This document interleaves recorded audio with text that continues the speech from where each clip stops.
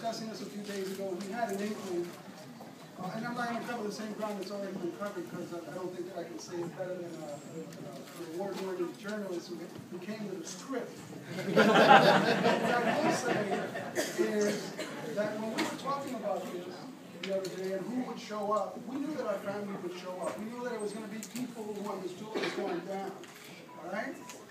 And look around you. We have everybody in the mix, right? This isn't about keeping people separate. This is about bringing people together, all right? Because the Bronx is about everybody, right?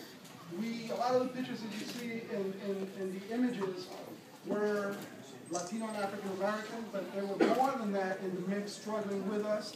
A lot of the people that helped us were across the racial spectrum, and we did this together, right? While other people were running out of the Bronx because the smoke was too thick, other people were coming in to roll up their sleeves and clean out blocks, educating our children, starting community-based organizations, and running for office to make a difference.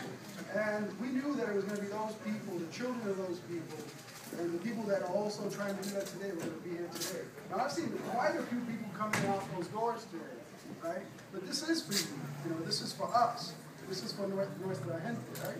And we're still here, we're still doing it, and the Bronx is only going to go up one way, and that's up. All right?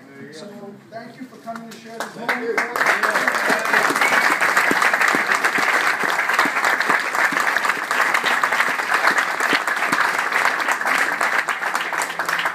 It's 30 years in the making, but hopefully this is going to go forward and become a testament to the tenacity and the pride and the dignity that our people and our family have had over those 30 years, and we continue to hold on to that, and we're just going to move forward. Thank you so much.